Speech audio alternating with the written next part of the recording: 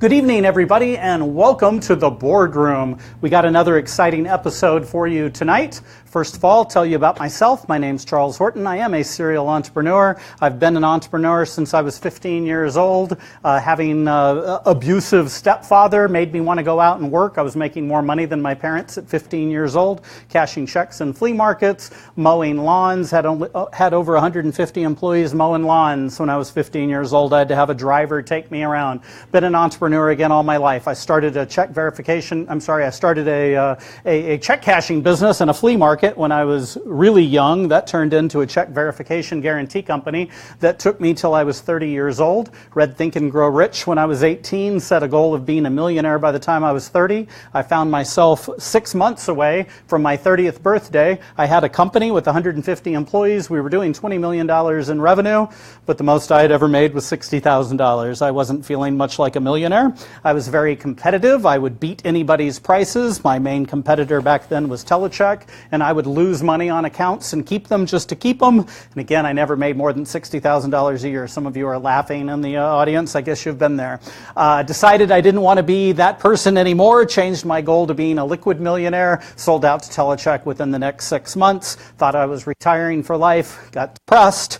Thought life was over at that point. I changed my 150 employees, which was my purpose in life, into a pile of money. Started day trading, and it was not a happy life. Found myself at a Tony Robbins Life and Enterprise Management seminar. Realized I had to have a purpose and passion in life to be happy, which I didn't have. Started businesses again, and now I am a serial entrepreneur, doing them multiple times. I come up with probably 3 different business ideas a day. Came up with another one today and was telling Denise and Amber about it, and I said, but give me 3 days, because a lot of times that steam rolls out before that 3rd day, so I got to have 3 days before I move forward on something. But they've been wanting me to do it for some time, so I'm looking forward to them doing it. Currently, I have a loan company. I've had it for about 20 years, looking right now to raise $100 million, talking about going for some big goals, trying to raise $100 million for an acquisition of an existing company that I've found. Got a meeting Friday with a VC company that has the ability to do the whole thing, so wish me luck on that one. And they've already done business in my space, know us really. They know the industry really well, and I've had 2 phone meetings with them already, so this will be the first live. So I get to switch places, and I'll be in the hot seat in front of some venture capital guys on Friday in Fort Worth. Talking about passion, business is my passion within my industry. What I really like doing most is seeing my employees hit their goals and make their goals become true. So I want to see other people hit their goals. That's what I'm doing with the Boardroom. I love mentoring and helping other people hit their goals. That's really what firewalking is about as well. Many of you that haven't done it probably wondering what kind of a cult you got yourself into right away. Really, we're not pushing the Kool-Aid too much here, but for those that have done it, it is a life-changing experience, and it does make you realize what you really can do in life and how much fears that you may have that may be really holding you back. And I had a big fear of asking people for money when I first started my business. The current business that I'm in, my CFO had to go out and get our first line of credit for us because I didn't think anybody would lend to us. And in time, we had a multi-million-dollar line of credit with a pretty large bank. But talking about passions, one of my other passions has been with the Night of Superstars. I've been doing it for a year. And any of you here last month with Blake Snow Shack? So that was probably one of our most moving presentations. I cried. Many of the audience members cried. Many of the panelists cried. We had the news company here. They were doing a live show on it. 2 other news companies have followed up on it. For those of you who don't know, this is Blake Snow Shack. Marianne is his mom. Blake has Down syndrome, and after finding out that when he was young that he would really be a burden to the family, he would never be able to get a job, he'd have to live with them forever, Marianne decided that just wasn't the life that she wanted for him, and she went out and decided she was going to find what his passion and find what his purpose was, and that's where they created Blake Snow Shack. My biggest advice for her, I want to see Blake Snowshack do fantastic, but I'm all about replicating things over and over and over. And this woman, if you haven't heard it, go watch the episode last month that is on our Facebook page. This woman has a message that can change lives. She's been Facebooking me every day, and she's told me about different families that will travel hours and hours to come down and hear the story so they too can get motivated by what she's done so they can do it. I guess I'm not breathing enough. So that's been a real passion of mine. I'm involved in something called the Night of Superstars. And in the Night of Superstars, it's once a year in Dallas. We get together and there's usually around 1,000 people there. It's a big red carpet event. Celebrities will come in and walk the superstars down the red carpet. They get awards. It's a lifetime experience they'll never forget. If you're looking for a charity to invest in, I do want to play this quick little short video. Love to have you with me there in October. So here's the Night of Superstars. No sound, Matt. Stars, but he's not a talent agent, and you won't find the superstars in the movies. They're local children finding joy in adversity, and that's why Greg Johnson is this week's Texan with Character. Greg Johnson started Night of Superstars in 2005 to recognize kids who are affected from varying types of conditions. Most of these kids, they face more adversity in the first 10 minutes of their day than most of us do in 2 to 3 weeks. Yet they continue to achieve. Caitlin Perry was diagnosed with acute myeloid leukemia last July, and throughout her treatments, she's remained positive and strong. We're going to have probably about 700 people there asking for your autographs, your pictures, gosh. more TV interviews. Gosh. 21 superstars spent the day being pampered with hair, makeup, wardrobe, and a limo ride. Then they're escorted by local guest celebrities down the red carpet. Greg realized how that positive attitude played a much larger role. I think the event now is more for our guests to help them find their joy. These kids have, like I said, have gone through so much, yet they remain joyful. When things don't go right for us, we tend to have a little pity party. A flat tire can rob us of our joy for an entire day. I have experienced firsthand how these remarkable children impact others. Meet Jay Sean, a bright 10-year-old battling cancer that I had the privilege of escorting. These kids are really an inspiration to us because their tribulations are far greater than ours. They still have their joy. They're still happy all the time, which means joy is a choice. I think that's the big picture. I think these kids are God's carrot to help us all find that joy again. They are great kids. What a fun night. I've had the opportunity to do that event twice, and I just love it. Now, Greg's goal is to continue to grow Night of Superstars globally. So far, the event is hosted in Dallas, Fort Worth, Houston, Atlanta, and St. Louis. We wish him lots of luck. So that next event is in October. If you're interested in coming, you can check out the Night of Superstars. If you want to come alone and I have 4 tables, so I got some seats available too. If you want to come and sit at my tables, great. Love to have you. If you want to sponsor, bring your own table in, great. I have a sign that I usually have on my board that talks about diversity and that we welcome everyone in, no matter your race, your sex, your religion. And I've never really thought about including people with physical disabilities. So Blake's really changed my life in being inclusive and having a diversified group of friends and people that I mentor. And this audience is also a good example of diversity. We have a lot of people at different levels of business. We have some people with big companies, some people with small companies, some people just wanting to get in companies, a good mix between male and female. We don't talk about religion so much in here, but I'm sure we have a good religious diversity as well, and certainly a good ethnic diversity as well. So I thank all of you for coming. And this is what America is about, is a big diverse group. So thank you all for coming. Taking up some of Cedric's time here. Cedric was a little bit nervous, so when we bring him up, everybody's got to give him a huge round of applause to make him feel like $1 million. So he'll feel great when he comes up on stage. Oh, sorry, yes, thank you. Before we do that, however, I asked Will today to come in and tell us about his story. So Will was one of the co-founders of Match.com. It wasn't what the company was called, so I read when it started, but that's what it turned into. He's also since started a business called GrowthX Partners, and he's invested in nearly 200 businesses in the last 4 years. I had the chance to sit down with him over a steak at Del Frisco's a couple of weeks ago and listen to his investment strategies, and they're completely opposite of mine and what I've been taught. But my guess is he's doing far better than me. So, like Denise was talking about earlier, where she says she's a sponge with me, I'm a sponge with my panelists, and I want to learn from them and grow from them too. So I did ask Will today to tell us a little bit about himself and about his growing Match.com and a little bit about GrowthX Partners. So, Will. Sure, thank you.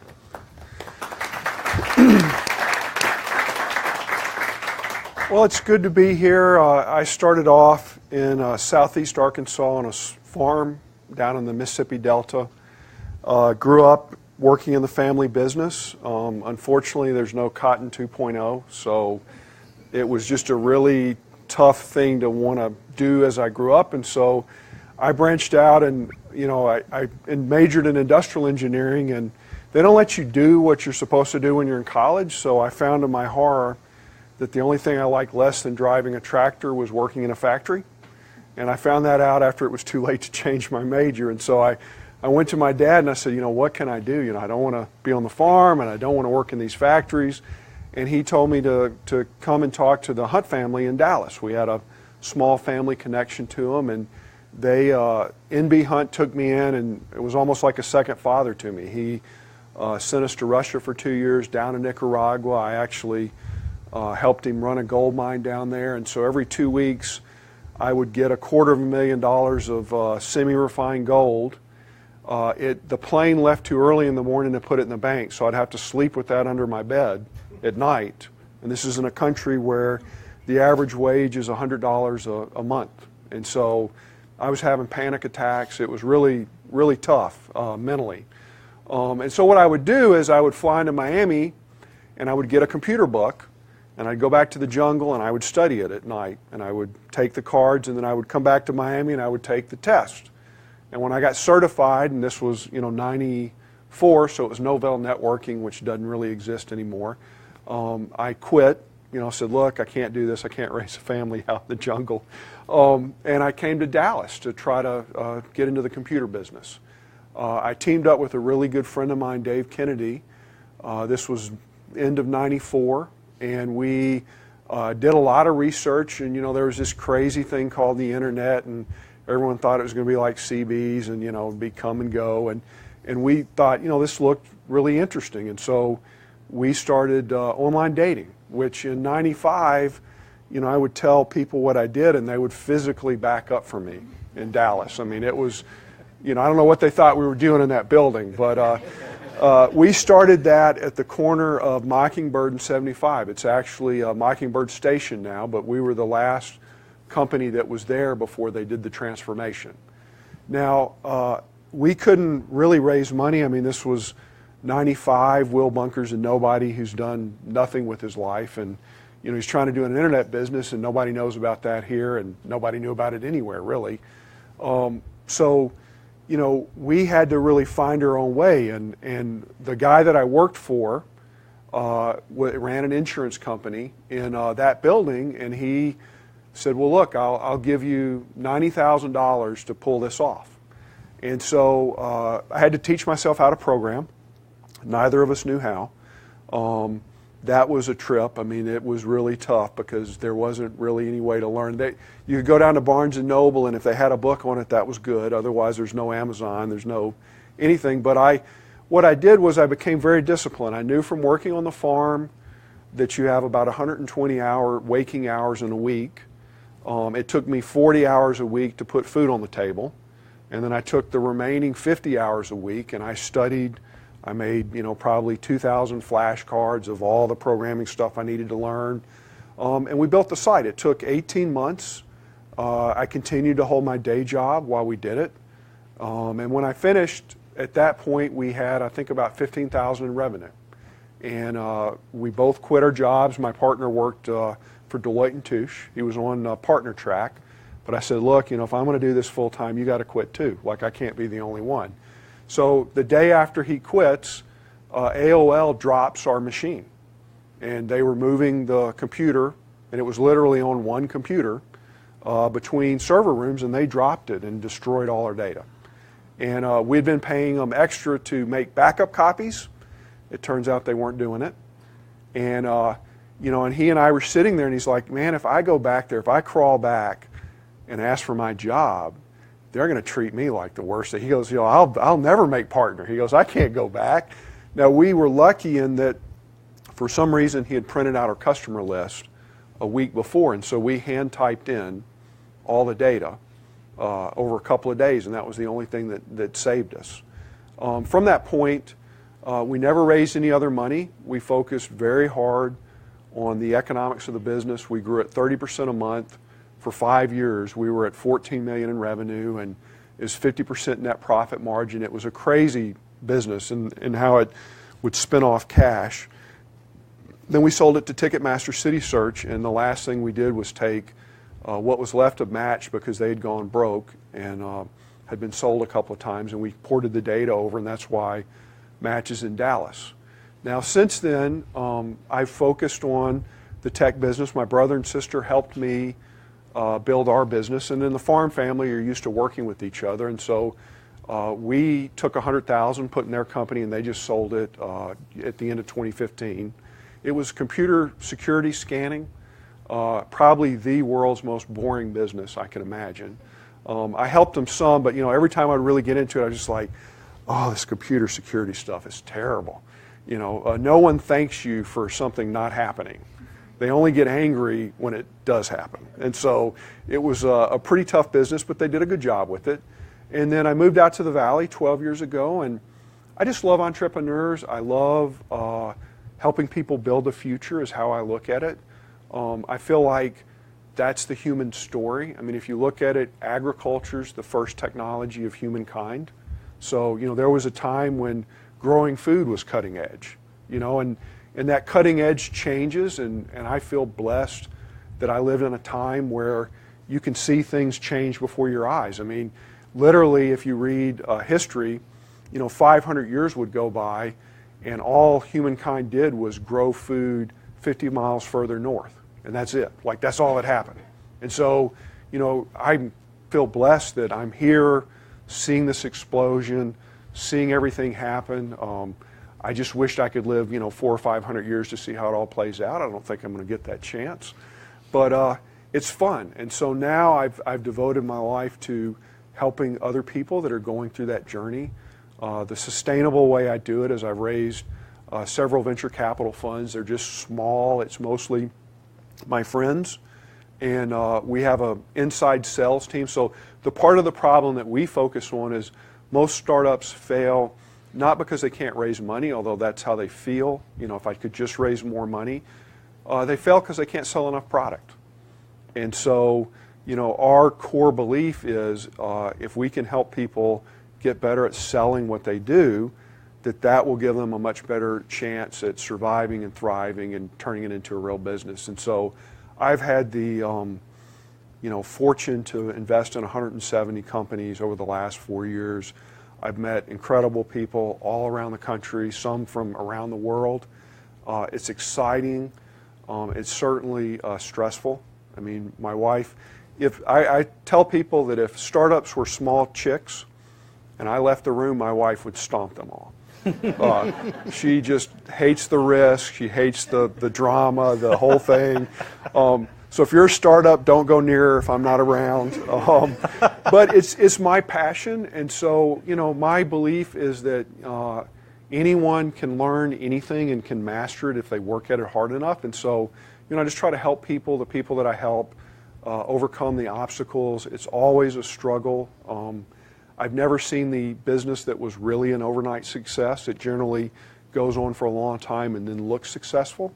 And so, anything I can do, we're moving back here in April to be closer to our parents.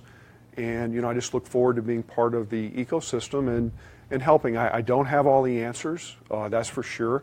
Matter of fact, in my line of business, I'm surprised when I'm right because it happens so, rarely. But the thing is what's great about business is you've only got to be right once, as long as you're right enough. And that's what I keep telling my wife. If you're going to count all the stuff I do wrong, you have to count the times I'm right, which is why, we get to do this. And so I enjoy it. And just let me know if there's something about my journey or my experience that can be helpful to you, because I'm more than happy to give back, because there are a lot of people in Dallas that helped me along my journey and made me a success, because no one does it alone. Thank you, Will. That was that was a fantastic story, and I like how you talk about how you would say when you said that you're in online dating, people would step away. That's certainly how I felt in my industry. That's one of the best things about the boardroom, is hearing about other people's successes and what other people do, what businesses they're in. And tonight's is no exception. I would have never, ever, ever thought that I would hear of a business that makes their money testing poop. But that's what we're going to hear about tonight, and I'm excited to hear it. But first, let me go over a couple of the rules of the boardroom. First of all, we do this in 3 15-minute sections. So Cedric, you're going to have 15 minutes to present your idea. We generally don't interrupt you or ask questions at that point. Then we're going to go into the question and answer section. So the panelist will ask you questions. You'll answer them. The faster you can give the answers, the better. Sometimes people think they're getting paid by the word, and the longer answers, maybe they'll get fewer questions or something. But try to be short and succinct in your answers, please.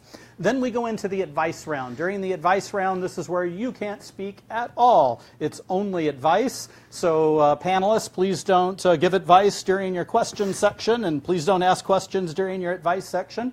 We go into the advice section. At that point, again, you can't make any comments. After the panelists have given their advice, we're going to take advice from the audience. After that, you'll get 2 minutes to say anything from the advice you were given that you want to give.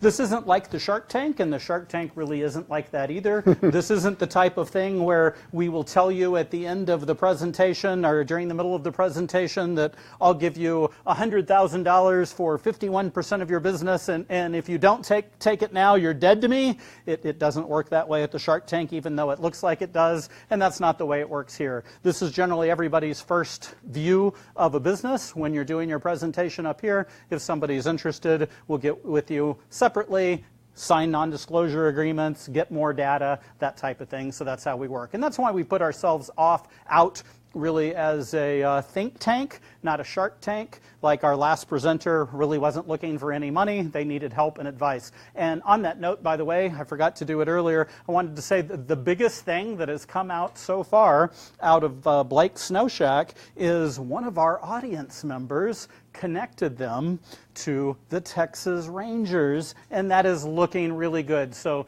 Norma made that connection for us. Everybody give Norma a big round of applause.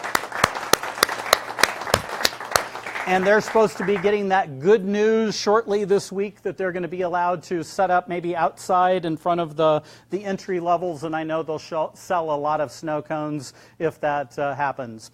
The presentation isn't being made to pitch the audience or the people watching online. It's only being made to pitch certified investors. So please don't take this as a pitch for the product. So without further ado, let's please welcome Mr. Cedric with PET CSI. Let's hear about Thank you, sir. And I need to give you the clicker Okay. here so you can move through your PowerPoint. If I didn't break it. And there you go, sir. Thank you very much.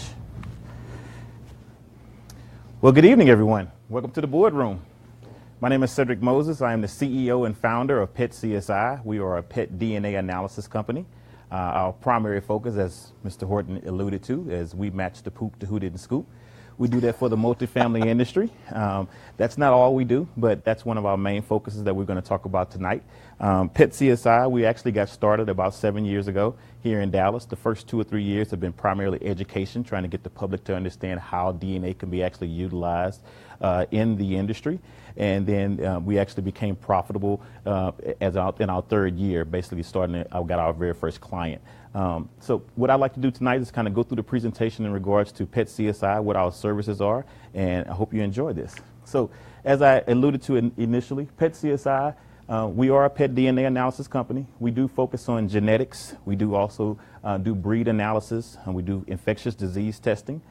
We do predisposition healthcare tests, and if anybody didn't know what predisposition healthcare tests are, basically once we get the breed analysis from your particular pet or your animal, because we do cats as well, we can actually drill down into those particular breeds and let you know what type of predispositions that may be disposed to your pets. So, say for instance, German Shepherds are mostly predisposition to hip dysplasia. So we can actually let you know for preventive measures in order to help your pet last longer and be on the earth longer. So we also do dog bite prevention classes. Some people may have seen us on TV here recently. We just solved a crime. Well, we didn't really solve it, but we actually were part of that process. There was a young lady that actually was mauled to death in South Dallas. Our company was contacted to do the DNA analysis for the animals that was actually captured. We matched those analysis to the wounds that were found on the victim. Unfortunately, no one has claimed those particular pets because there's now a deeper investigation to that particular case because of what was happening for that. So we do that as well. And then as we talked about before, we matched the poop to who didn't scoop. We turn poop into profits for the multifamily industry. And in doing that, what we do for the multifamily industry, and people may not be familiar with this, but the multifamily industry is a $1.1 trillion industry. There are more than 2.25 million apartment buildings in the United States. That roughly trickles down to about 35 million people who are actually living within apartment complexes. So if you take that number, 60% to 65% of those people are actually pet owners. So you know we have a huge pet issue when it comes to actually monitoring pet waste and pets within those confines. So just talking a little bit about the market size. Right now, the market size of the market industry right now for just the pet market is $69.4 billion a year. That's a lot of bees. Just in my expertise area, we fall into this $6.1 billion area, and within that $6.1 billion, pet waste attributes to $3.5 billion in just that area alone, and that's just in the United States. We're actually selling our product right now in Europe, Africa, and Italy. So the market is growing beyond compare. And so by 2020, as it says here, the market just for the pet waste industry is going to be at $4 billion. Again, this is just not the only product and services that we provide, but that's a big chunk in that particular region. So moving right along in our market size, some of our milestones, which I'm very, very excited about, is that we've hit or met all of our goals since we actually started. And one of our goals is that we really wanted to, infiltrate the multifamily industry with some of the top 15 organizations. ZRS is in the top 25, and First Services is an HOA organization. So we're not only servicing the multifamily aspects, we're serving HOAs now, which are two different markets, but they also have a huge pet issue. We just recently made a huge connection with the SPCA, and we're now selling our product in the SPCA. They basically use our product as a marketing tool for some of the pets that they don't know exactly what that pet may be. So they're now DNA analyzing those particular pets, putting the information on the side of the actual kennels, and that helps people actually know more about that particular pet before they actually purchase it, and to make sure it's friendly for their pet, for their kids or whatnot. And as you see, we just recently also changed our packaging. We've been working on wanting to make sure that we have a retail-ready product. So we're now selling a product that is now very retail-ready. One of the biggest milestones I'm most proud about is our team. Dr. Cox, Dr. Danny Cox is one of our teammates. He's actually our veterinarian. He's the owner and CEO of ShotSpot and the Pet Vet. which we actually sell our products in both of those stores. The Shot Spot is actually a mobile. He has a fleet of mobile trucks that goes to the inner cities and underserved markets. So we're actually able to take our product on the road with him, as well as his pet vet stores are now being located inside of Petco. So you understand where the market and where we're headed with our product now. So again, some of my biggest attributes as far as milestones is assembling a world-class team. I'm really happy about the people I have working with me right now. Miss Cindy Brown, who's our CFO, she's actually here tonight. She's keeping me in line and trying to keep me, business aptitude-wise. Dr. Danny Cox, who we mentioned before, and Dr. Kyle, who actually runs our laboratory. He's an international scientist and has several patents in the actual DNA analysis field. Some of our customers, and kind of moving right along into our customers, what we're most proud of about any of our customers is really the aspect of the customer's response that we're getting right now. Every one of our customers loves what we actually provide for them in regards to First Services and ZRS. We do the pet waste management. With the city of Dallas, who recently bought some of our product, they really wanted to introduce our product to students. They wanted to try to get the students to start looking at being more responsible pet owners in regards to just picking up the pet waste, because it's kind of hard to teach adults to do things right now, but going towards the students, I thought it was a great idea. And so the City of Dallas DEQ, the Department of Environment and Quality, was the department that actually contacted us. One of the reasons why they contacted us was because in the Department of Quality, they monitor the water systems. And they were finding a high rate of pet waste being found in the runoff and in the water in the city of Dallas. So they thought what a great idea would be is to try to get people to understand, if you do not start picking up and understanding where it's going to go, if you don't pick it up today, you're going to drink it tomorrow. So that's one of their mottos that they talk about all the time. So it is very true, very true. In our affiliates and partners, as you see, we partnered with Associa, which is a world-class world-class homeowners association organization, ASPCA, ShotSpot, Pet Vet. But one of the affiliates that we're very, very proud of right now is our pet poop companies, our pooper scooper organizations. They are now reaching out to us and wanting to partner with us because they see the value add of having a pet DNA analysis organization partnering with a pooper scooper company. So their franchises all over the United States. And so they're now realizing our value, and we're now in heavy conversations with some of the largest franchises that own pooper scooper companies right now, just to make a partnership happen with our DNA analysis process. So let's talk a little bit about our competition. So one of the best things I can tell you about our competition, none of them do everything that we do. They all do a little bit of something part of that. Wisdom Panel, which is owned by Mars, that's probably one of the premier DNA analysis companies, but they don't do DNA identification. They don't provide any type of predisposition healthcare information with the DNA test. They don't have a QR code, which you're going to talk about that in each one of their kits. So that's where we beat them in that area. When it comes to microchips, as you know, the city of Dallas just passed an ordinance where every pet in the city of Dallas has to have a microchip. I'm getting more and more calls from people every day saying they don't want a microchip in their pet. It causes tumors and all these other different things. So we believe that the DNA can be a great complement process to microchipping. And we can DNA test for cheaper than what you can get a microchip for now. Mr. Dog Poop and Poop Prints, they're strictly about dog poop. They can't test cats. They're not certified. They're not accredited. They don't even have any patents in regards to the services that they particularly provide. So we're beating them in those particular areas when it comes to that field. So why us? Our lab is certified in forensic testing. We already have a patent in one of our fields. It's actually a utility patent, and we're trademarked. And our payment options for property management companies is very different from a lot of the other organizations right now. We have a subscription model, which property managers love because they pay one particular price every month, and they never have to worry about any line item going up or down. It's the same price every month, and they get all of our services are rolled into that particular product for them. So they really love that, and it's residual income for the company as well. So as we said before, we have a plethora of other services in regards to the dog bite analysis, breed analysis, as well as the forensics.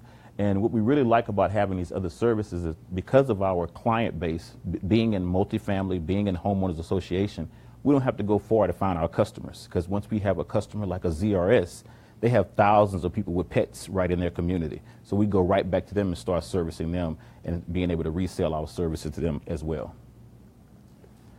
So our contributions. we've helped change the relationship between pet owners and property managers. And what we mean by that is that we've been able to help make pet owners more responsible, and property managers love that because now they have a way to enforce their pet policies. That also attributes to cities. They see the value in this now because, as you see, most cities are building all these luxurious parks, but they don't have a way to keep monitoring how to keep the pet waste off the ground.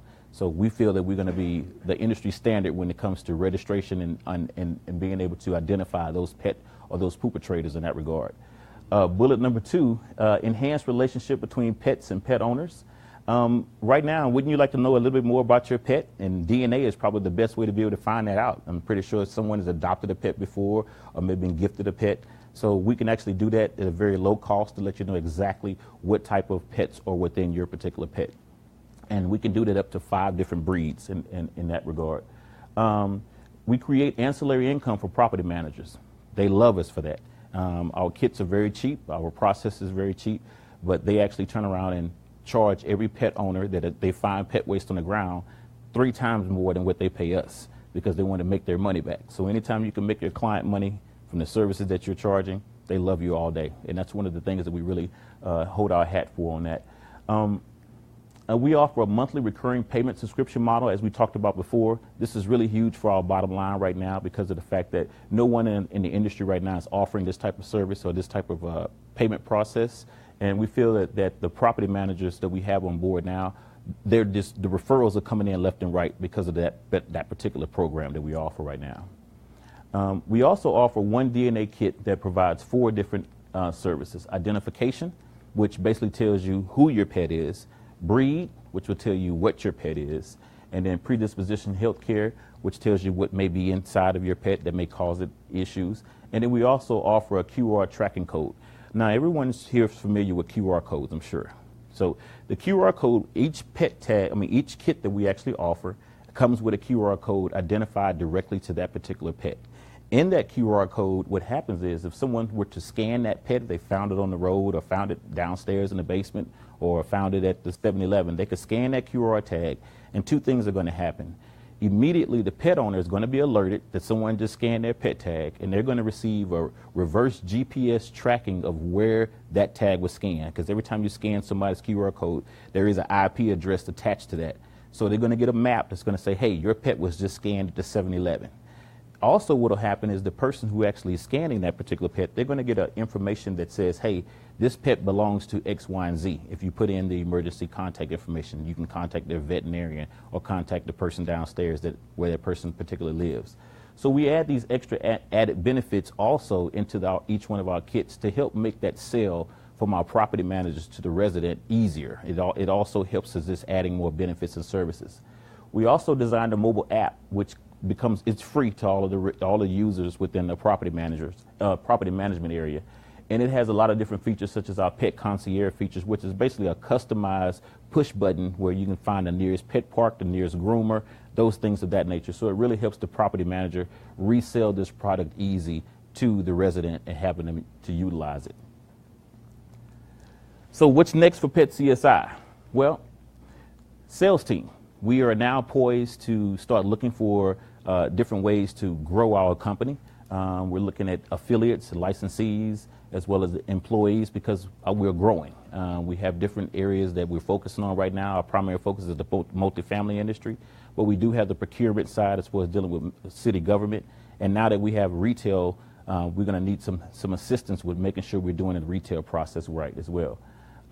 Logistics. We're looking to make sure that we have a fulfillment center here in Dallas, Texas, that we're manufacturing and producing all of our products here and having a customer service team here fulfilling that particular order as well. Funding, everybody needs funding, but I think it's the right type of funding that I'm more so looking for with the right type of partnership that really understands what we're doing and where we're headed in regards to our particular growth. And then expansion, vertical, geographic lines, and lines of business.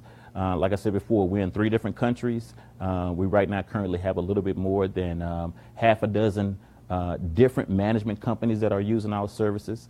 And so with that comes with some growing pains. We have to make sure we stay target focused, and so that's part of our expansion process as well.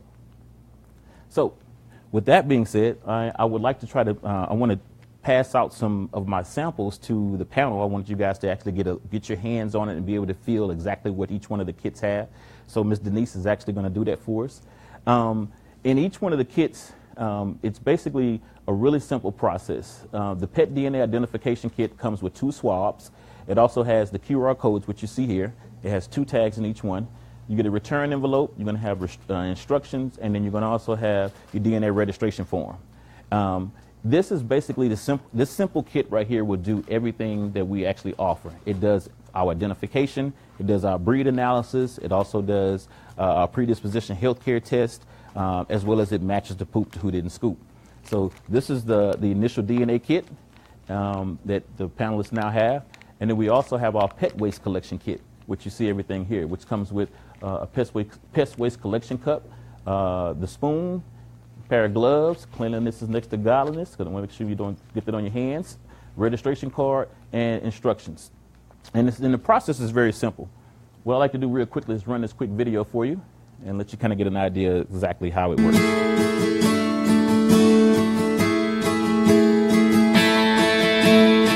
Keep your landscape green while earning extra green.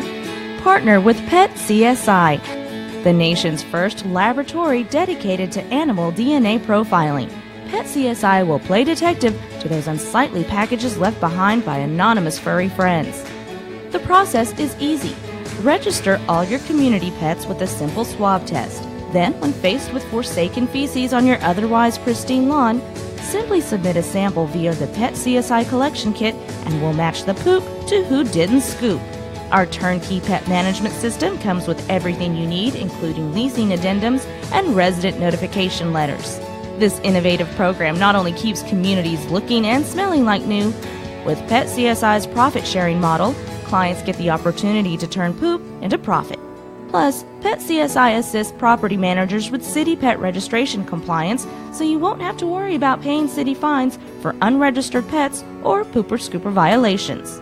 Pet CSI can also help communities with breed restrictions by identifying dangerous breeds and provide dog bite forensic tests for victims of dog bites. Our QR code technology gives peace of mind to pet owners who can store important information securely in the Pet DNA registry and obtain vital medical records, proof of city registration and vaccination, along with lost and found tracking assistance. The first pet DNA laboratory accredited by the prestigious American Society of Crime Lab Directors and the Department of Public Safety of its kind, Pet CSI is the name to trust in the four-legged whodunit world. We're confident you'll see a reduction in pet waste by at least 75% almost immediately. Get a cleaner, greener community at little to no cost. Partner with Pet CSI. And that concludes my presentation. So thank you very much.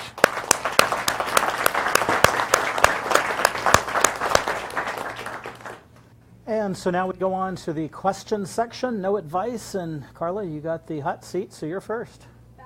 Love the concept, first of all. I think it's absolutely brilliant. So in the forensic testing, given where we are as a nation today, and I'm relating this as humans, you have food, Monsanto, what's real food? I own a dog, so of course, grain-free, know the grains are good. Are you going to be testing to determine what would be the appropriate diet for that specific breed, now that you know what they're comprised of genetically? What direction are you going in as far as nutrition? Yes. So yes to that question we are, and we actually are going to be launching an allergy test in about 2 months. So we are definitely all into the holistic health and wellness aspect of pet ownership. So yes, and it will be an at-home test that you can actually do as well. So we're 100% behind you on that, and that's what we're actually moving towards right now. Excellent, yes. Thank you. So what's your revenue per complex? Do you price it per unit? And then what kind of revenue are you seeing them produce? Okay, we actually have 2 models. We pay as you go. So it's $25 for each pet that we actually register, $50 for every pet waste that we actually collect. So on average, most properties that we deal with have about anywhere from 100 to 250 pets on site. So we're running about a 50% margin in profit from every time we sell one kit in that regard. We also have another program, which is our dollar per door program, which is however many units you have on site, we charge you $1 per every unit. So if you have a 250 apartment complex, 250 unit apartment complex, we charge you $1 per door, and we're there for the life of the product, the product being on site.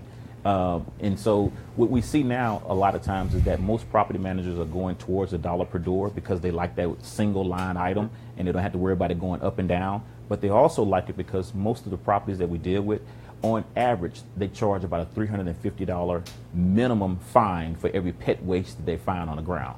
So they're recouping their costs back immediately as soon as they find pet waste on the ground. The other thing is I see now is that a lot of property managers are either increasing or starting to add pet rent or pet, or some type of pet deposit, because now that they have a system that would allow them to enforce pet policies and catch the culprit, we see more and more property managers that didn't even have pets. We're not even a pet-friendly community, now becoming a pet-friendly community because they now see there's another line item that they can actually make ancillary income from. So did I answer your question? Yes. Okay, great. All right, so I have a couple questions. First, you got a lot going on. You got DNA, you got apartment complex, you got a lot of different areas you are focusing on. What percentages, you don't have to get too much number, like what's your majority of your income coming from? Is it the property management? Yes, ma'am. Yes, ma'am. Okay. How do you focus where you're marketing? Where are you making that determination? Because you've got a lot of different areas you can go. Right now, I know the property management area is our bread and butter. So Okay. I'm primarily focused there, and the next phase of that is trying to grow a team to help with that particular process. Being able to infiltrate the big guys, the Gray Stars, the Lincoln Properties, the bigger ones. So yeah, we want to focus there first. But again, we get these phone calls all the time. The city of Dallas will call us and say, hey, we've had a crime. We want you to come and work on that. So we're not trying to be a jack of all trades, but because we do DNA well and we do just that, we know that there are multiple applications to be able to utilize DNA in that aspect. So, but our goal is to stay, we want to be industry standard when it comes to how people register their pets with multifamily industries and HOAs. And where's your percentage of your business compared to like the other DNA companies? I know you mentioned the one that I can't remember the name of it, but where are you in percentage-wise of the market? I would say right now we're probably number 2 in the market as far as where we are, and it's primarily because of several things. We're not as big as them right now. Just right now, we don't have a sales team. We didn't franchise like they did. They sold franchises. We're actually looking at a couple of different models in regards to affiliates and partnerships with, say, for instance, the Pooper Scooper companies that are already in those particular areas to try to make a better impact. So those are questions we're asking ourselves every day, and we want to just try to make sure we're doing it the right way versus, just getting hired and just trial by fire. So. Okay. Last question. Mm-hmm. How accurate is this? Because I'll be honest, I've worked very actively in rescue now for 12 years. I've seen the DNA results, and I'm like, I could have pulled that out of my... sometimes I don't know how accurate it really is. How accurate and how well... Because I've heard a lot of times they just have a couple breeds and they try to match your dog to that breed, really, versus saying this is for sure this. How accurate are you, and how do you know that? Well, right now we're 99.99% accurate. Okay. We have over 300 plus breeds in our database, and we're continuously growing them. Okay. And that's part of what we're always trying to educate ourselves and trying to make that process happen. We do know that there are several companies out here that actually do breed analysis, but their database is 50 pets, and so they can only give you what they have. We've been around a little while, and we partner with the right type of laboratory to be able to bring the 300 plus pets that are out there in order to be able to bring you an accurate analysis. So okay. Yep. And sorry, I said the last question before, but are you asking for a specific amount of money right now, and do you know where that's going to go immediately? I know you said kind of the areas you're looking, but yes and yes. Okay. Yes. Just a couple questions. Sounds like you have your foundation business down. You do have competitors. You have competitors with cash. So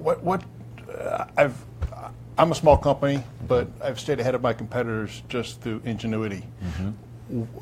What's your cycle of new product? What's your cycle of improvements? What's your cycle? I'll go back to her question, DNA. I wanted to see where my background was. I did Ancestry DNA. I found out I was English. Then I went and did another one. I found out I was Irish. And then I did National Geographics, and I'm German and Italian. So accuracy is a big thing too. So it's like, how quick and how fast can you stay ahead of your competition? I think because we're continuously trying to innovate and we're doing things that we find that our property managers are our partners. We sit down with them, we try to find out what things can help this product better for them. Unlike our competition, they haven't changed since they've gotten started. They haven't integrated a mobile app. They're not into the software aspects of this. They're not looking to make this part of the DNA aspect, so to say, the DNA of aspects of bringing your pet into an apartment complex. They just want to test poop.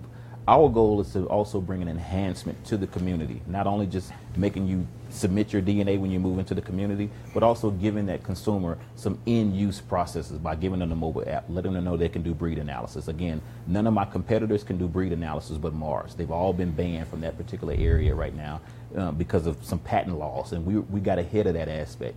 So that's where I think we're a little bit more innovative, because we already have a software system that we're developing that we know that the property management is in need of. And so part of that initial round of financing that we'd be seeking would be to enhance our current mobile app into a more software applicable product, whereas the property manager just gets to log in and they'll be able to know everything about that particular pet, when their shots are due, because when you can bring this type of information to a property manager, they see dollar signs in the sense of compliance, and if you fall out of compliance, here's where you're going to be. So we think the innovation and the technology of where we're sitting at now is going to keep us ahead of our competition right now, and that's why we're catching up to them right now. And just to kind of speak to that point, some of our competitors who have the franchisees, just last week I have 2 franchisees that gave their services back to that company, and they're going to become affiliates of mine because they like my product model better, and they don't have to pay all the franchise fees and all the other stuff that comes with that as well. When you talked about your sales team, building the sales team, I think it was in the top 1 quadrant there of one slide. Are you looking to do a brick and mortar sales team, go knock on doors? What's your e-commerce strategy?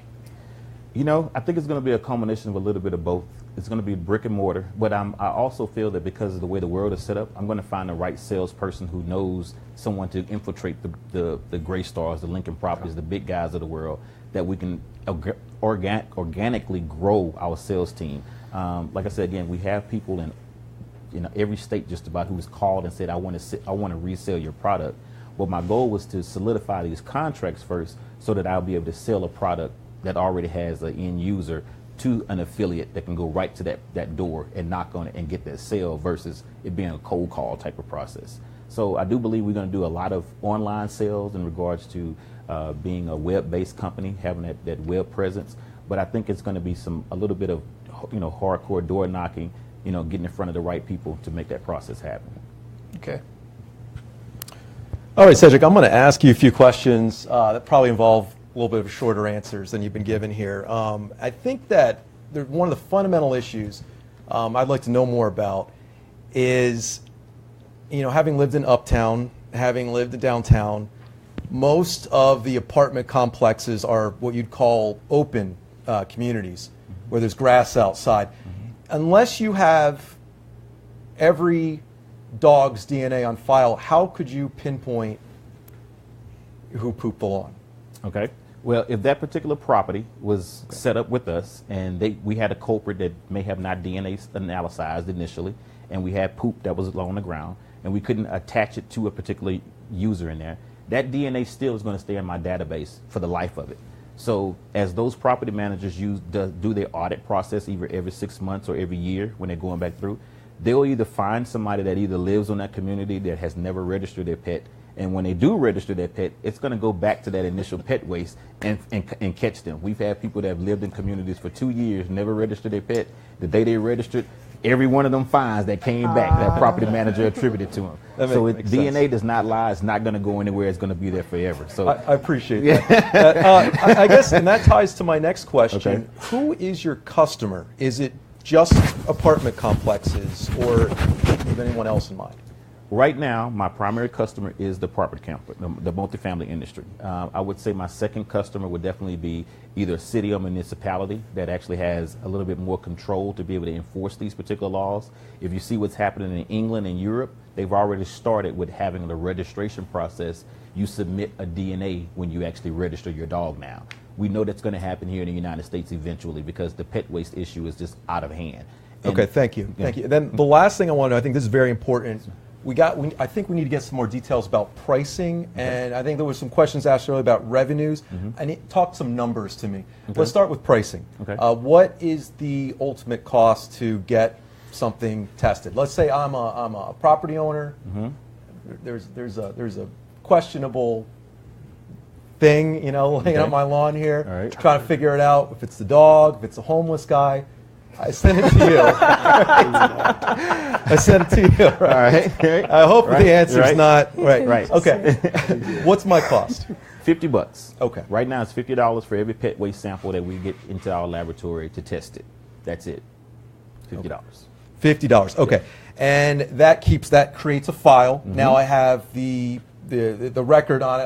I can come back to you in the future and send that same, let's say a new sample, I can send that to you. That's a new $50? Correct. Every time I send something to you. Okay. So every time, if you're on our pay-as-you-go model, every time you send in a sample, either it be a DNA swab or it be the pet waste collection kit, it's going to be $25 for the swabs and $50 for the actual pet waste collection. Great. And then the other end of the numbers, what have been your revenues to date?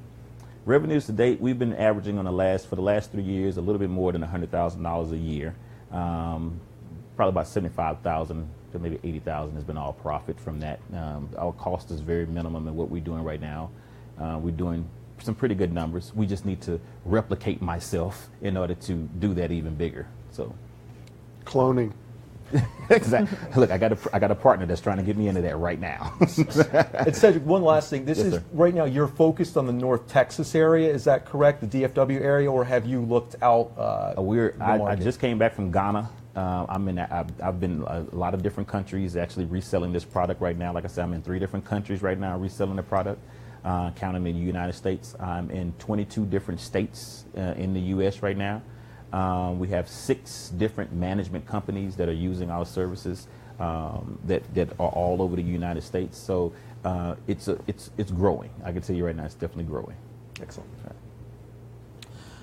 Following up financially first, before some of the other questions I have. So the 75% profit that you're making, you're not charging any salary, I assume, to it? No. Are you comfortable saying how much you're looking to raise and what you're looking to give for that? Sure. Right now, I'm currently looking at about $575,000. I'm willing to give up about 15% of my company for that. Those numbers actually would equate to roughly about $3.9 million as the valuation for my particular company. I actually didn't pull that number out. I actually had another third-party company that came in and actually wanted to do some investing, and they're still looking at me right now. It was a former president of the ASPCA. He loves the idea, loves the company, and he had his own company come in and do an evaluation about a year ago on our product. This was actually before the mobile app as well. So that's where we are right now with it. Then just education. Does the apartment complex require a poop sample from anybody who's moving in? No, they require a DNA swab. So every pet that moves in, this is a quick swab, cheek swab. So we basically teach each property management company how to monitor someone swabbing their cheek. We recommend that the property management team never swab a cheek. Let the pet owner swab the cheeks of each pet. Keeps the liability down, keeps you around a little longer on your job and not having to have a dog bite or workman's comp situation. So we actually teach them that process. And this probably is an ignorant question. And the swab DNA matches the poop DNA. Correct. And it never changes. The diet doesn't matter. None of that changes. None of that. None of that. And is it possible to catch the homeless guy too? Can we do some swabs there to find out if it's the homeless guy's poop? Right. Our second phase of Pet CSI will be a human CSI aspect to it. We've already started working on that particular company right now. So we wanted to, because we get this question all the time, and we get it primarily in areas where there are a lot of homeless people.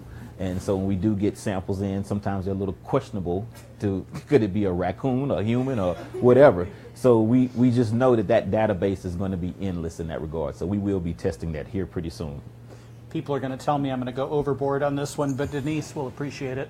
So when I'm doing meetings here, and I probably should do it here too, but when I'm doing meetings here, we have this big ordeal over saying that I'm on a septic system.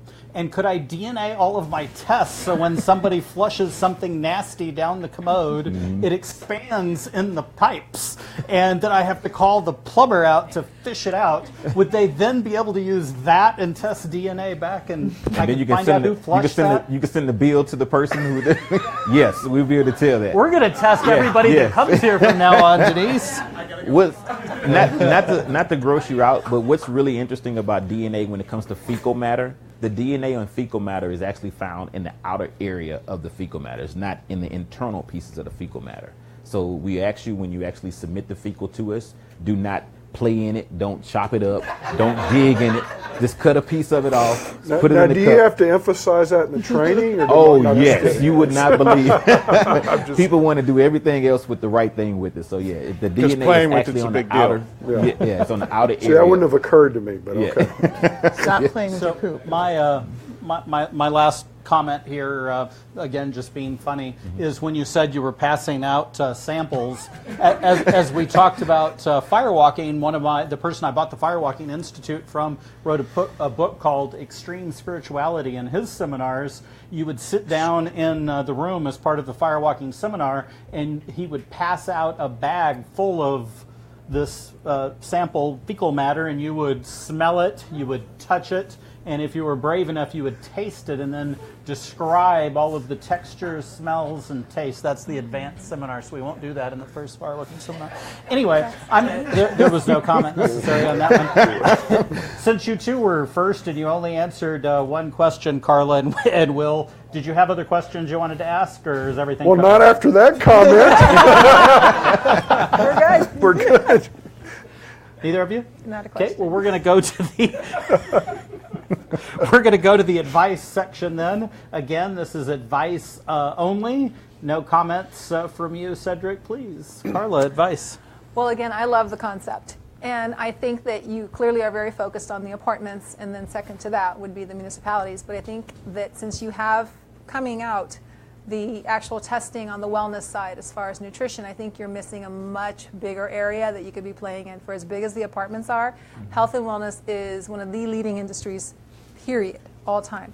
And so if you are going to have testing that is going to tell me what kind of diet my dog should have, and what it shouldn't have, and what the allergies are and so forth, aligning in the wellness space. If this was my baby, I would align this with a wellness company, because people that are into fitness, people that are into wellness and have an animal, they will be all over it. And if your numbers are correct as to how many pet owners there are just in this country alone, it supersedes the apartments. So in my opinion, I think it's fantastic what you're doing, but I would maybe broaden the vision a little bit more to align in some way with a true wellness company that is, by and large, going to be a global entity that's going to help you take this to the next level. Thank you. Thank you very much. So one of the companies that we've invested in that's doing the best is a company here called Modern Message.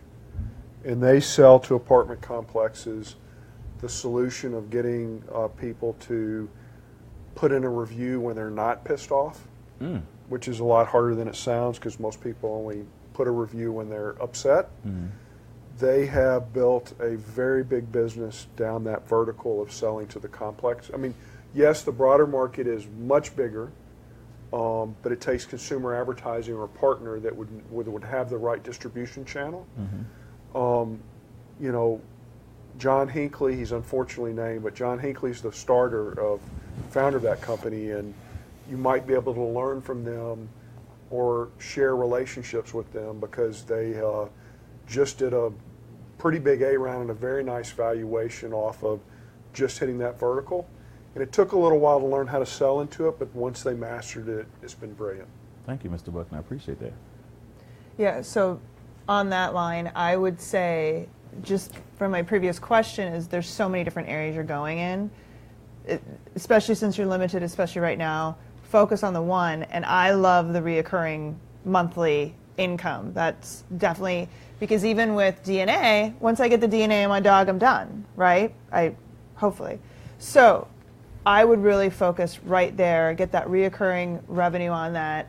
I would think it'd be a really easy sell just for property managers because, like you said, we charge you $50, $75.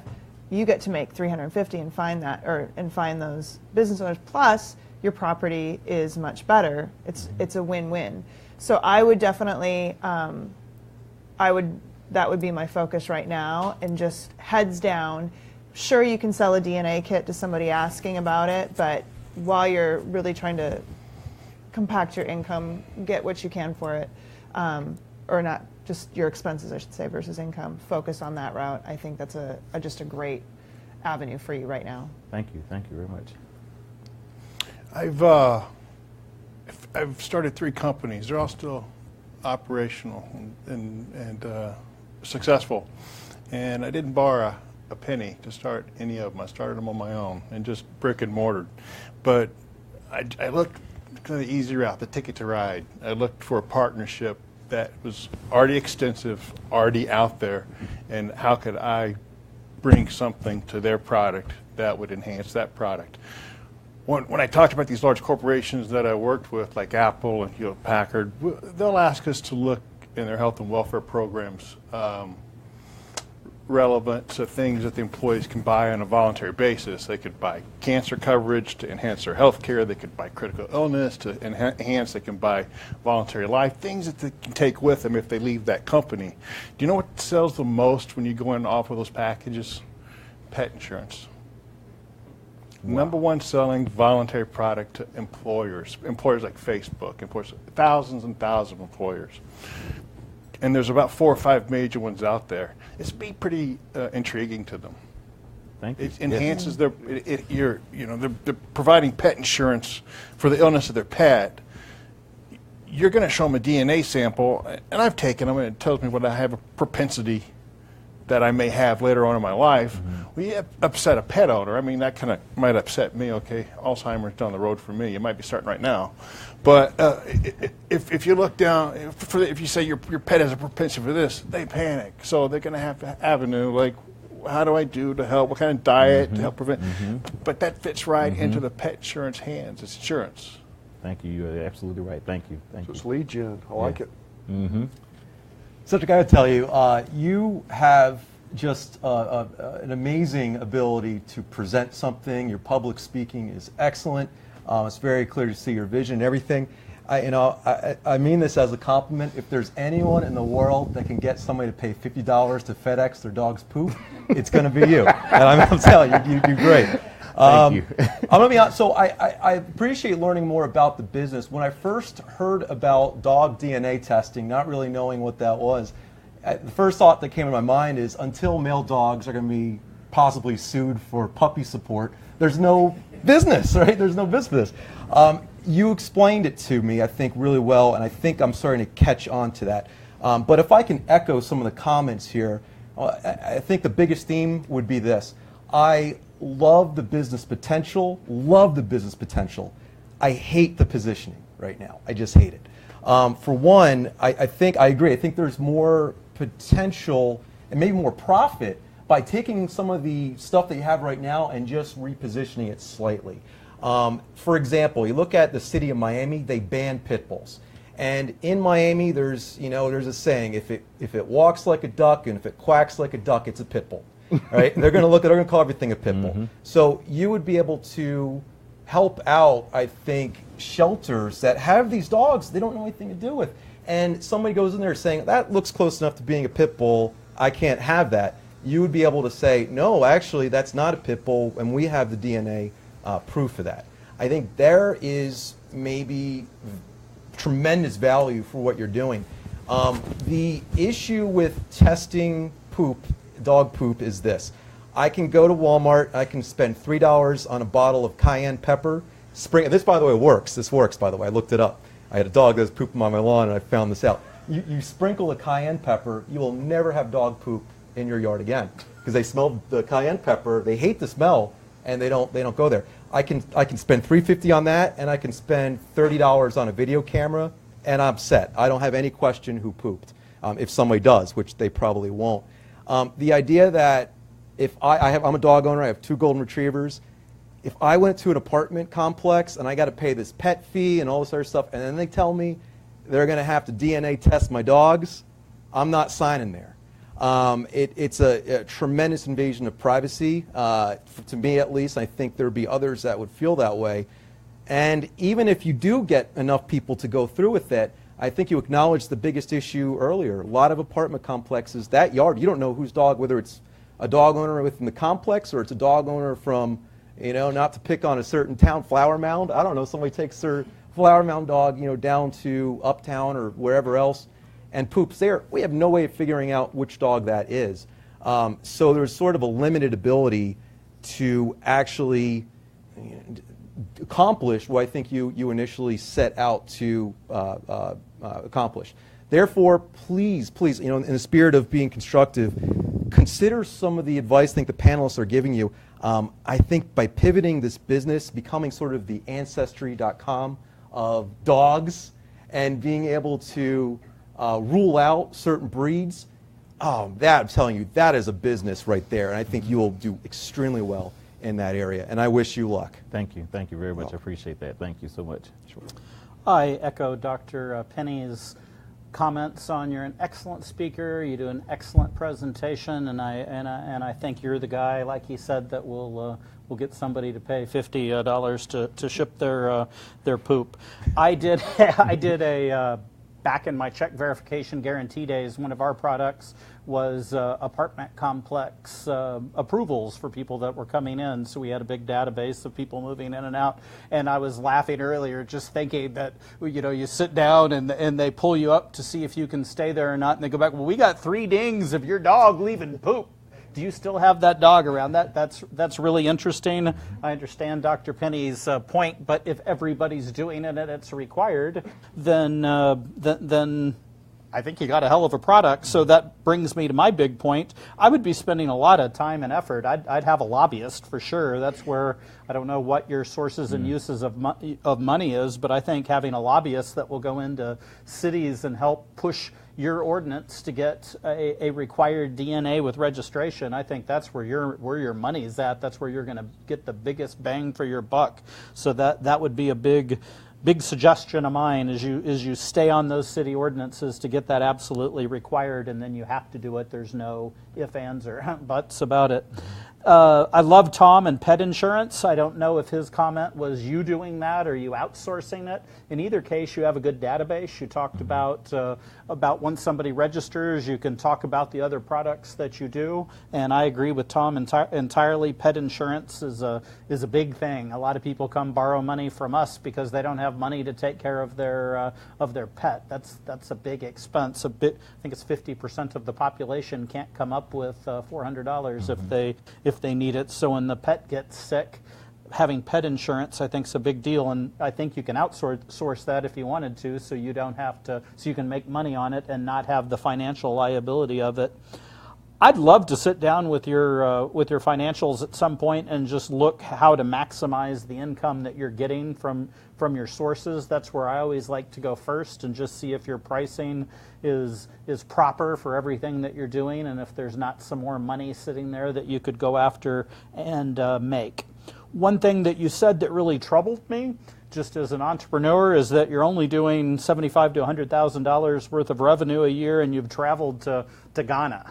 That I would not be focusing on that. I mean, that trip had to cost you 3-4% of your revenue in one fell swoop, and the shipping charges back and forth and all. I mean, unless you have family there, and that's the reason you're going there is to expense it. I would say stay focused and keep your money focused in a local area.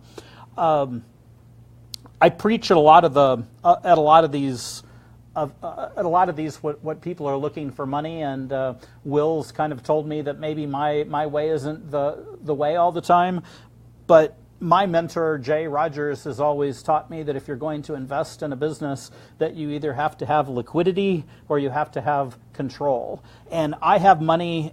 I'm doing fantastic in the market. The year before last, I did 76% managing my own money in the market. I'm up like 30% this year. For me to take money out of the market means I have to have a really good upside. I have to see that I can make money. And when I'm investing in companies, I'm looking at their PE ratio, profit to earnings ratio. And when I see that you want to value your business that I would say isn't making any money because you're not charging your salary to it, and I would think you're well worth more than $75,000. So I would argue that you're not making any money, and you want me to invest $575,000 for 15% wouldn't be realistic to me as a potential return on my money.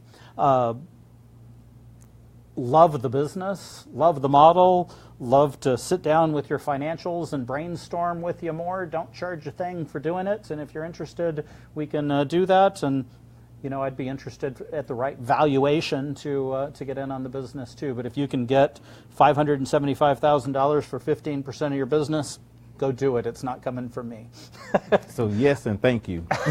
So we're going to go to the unless any panelists had anything they were dying to say, we're going to go to the audience. Again, please make sure you're standing up and have the microphone before you talk.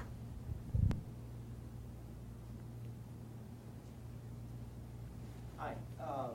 Just listening to your business model, I noticed that there is a point of resistance about paying $50 to send a poop sample.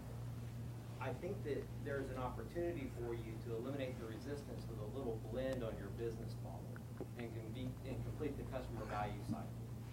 If you go to the model that seemed to get the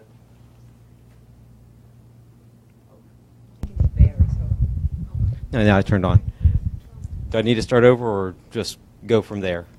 Start over if you would. Okay. So in listening to your customer value cycle and your business model, specifically the dollar per month, and I'm sure that could change per unit, or a pay for testing, I think that the resistance on the pay per testing model comes from it being $50 per event or per thing tested. But if you did something that removed that resistance and blended the two models together, I think you open yourself up to a good opportunity. And that's for that flat rate of some number per unit for a complex per month. But then if you turn it into a reward system so that you actually manage the back end and the getting the money. So in other words, you manage the fining. So let the complex pick the fee within certain parameters, and then you assign a company to go out and collect the fee, whether it's $99 or $200. You just became a revenue source for that apartment complex or other community and completed the whole value cycle. All they got to do is ship a bag back to you, and I would make that shipment of the bag free. And then you just send them a replacement sample kit. Thank you. So think about that. Thank you. Definitely appreciate the presentation. I've actually looked at a business plan for a pooper scooper business. I've talked to vets. I've talked to apartment managers. I get what you're saying, but in the suburbs, they're typically gated and everything else, and apartment managers are going this way. They love, it's another bottom line. I really appreciate what they said. I think my suggestion would be continue down the apartment way to get that income coming in and that residual income, have a good income there, and then you can go off and do all these other great things. But I would definitely, get that sales force and do that, because there are people out there. I know the president at Pinnacle and stuff, so if you want an introduction there, we could do that. Yes. Thank you.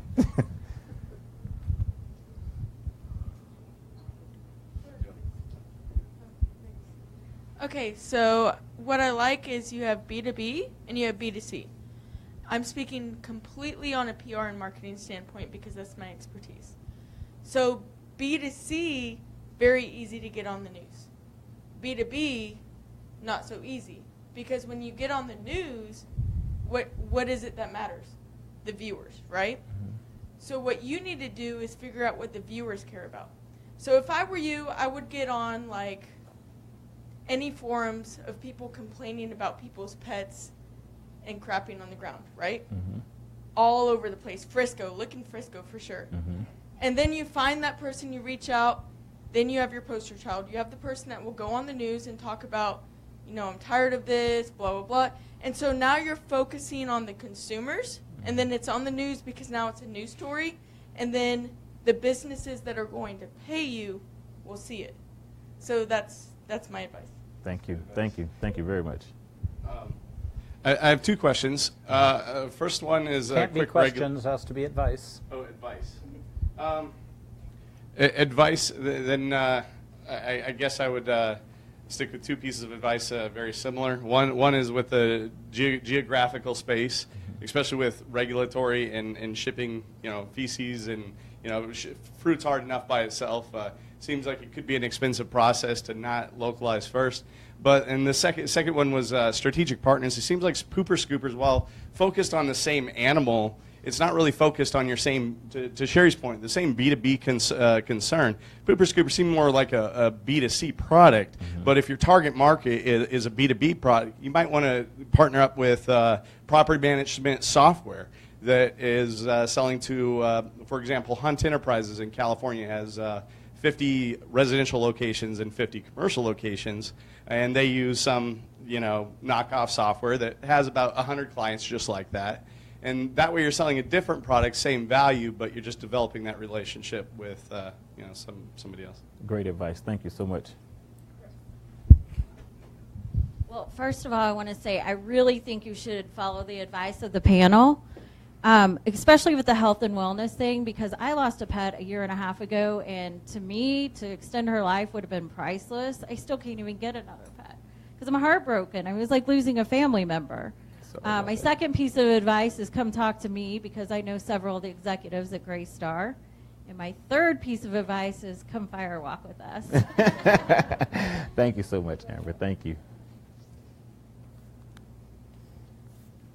Yeah, nice job. A few comments. One is I agree with the comment about being spread thin, going to different parts of the world.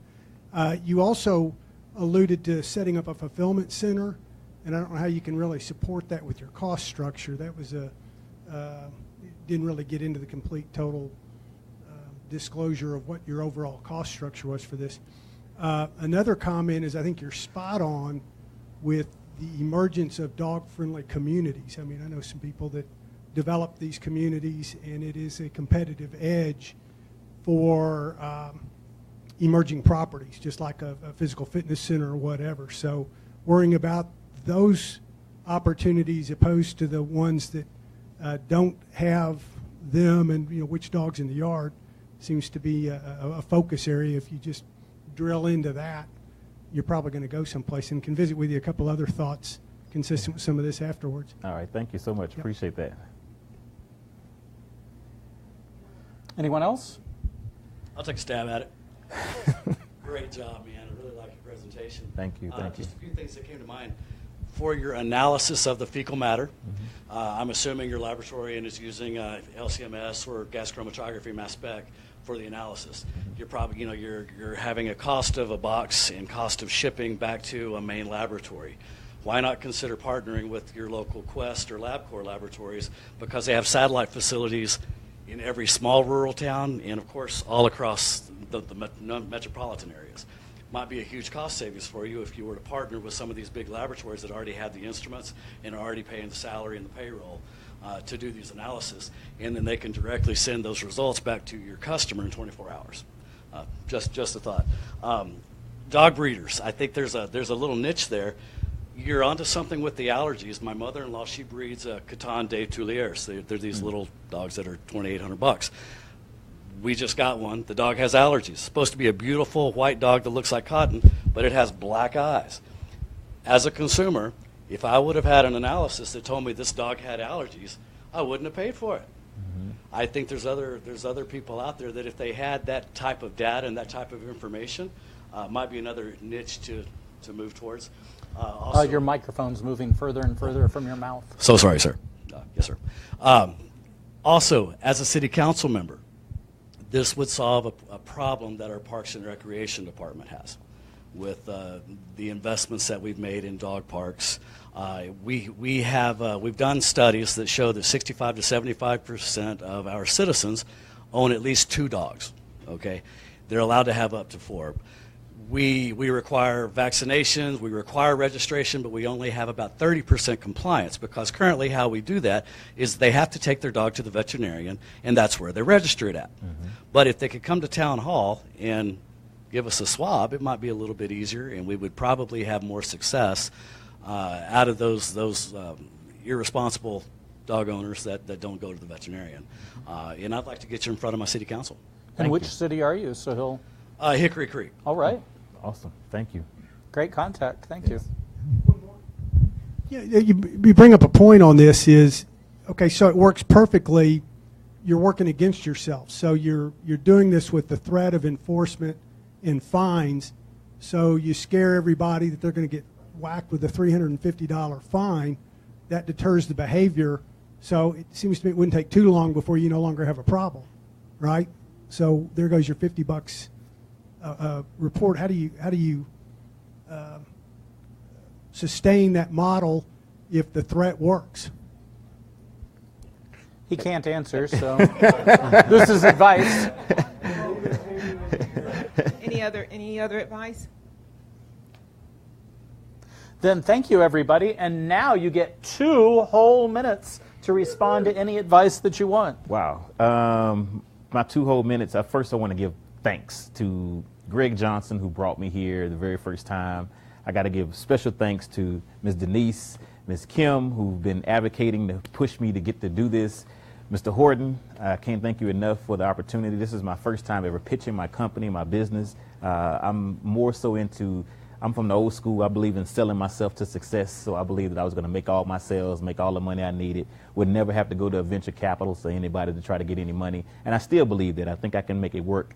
To all the panelists, thank you all for the words of wisdom, constructive criticism. I love it. I need it. I want to be educated all the time about my business. This is my first company, my first business. I didn't go to school for business, so to get any information, to sit down with you guys, take you to lunch, I'm your guy. I want to listen. I want to hear. I want you to put me in the right places because I'm here to learn. So with that regard, that's pretty much all I wanted to say. I just want to thank everybody for your input, and again, thank you for listening to me. And give Cedric a big round of applause. Thank you, sir. I know you're going to go far, and I like that. I like a lot of the comments that the audience made. It looks like you got a good city council to go after. You got an apartment complex to go after. I have a contact for you there too. I'm going to introduce you to. All right. So that ends this episode of our boardroom. For those of you that are in the audience, please hang out and network. You heard what everybody's doing. Look for and connect with people that might help you get where you want to go. Communicate with the panelists. We'll have some drinks out. There's some food out. Please feel free to hang out for about an hour, but don't put anything bad down my toilet. I don't want it all stuck up. Thank you all for coming.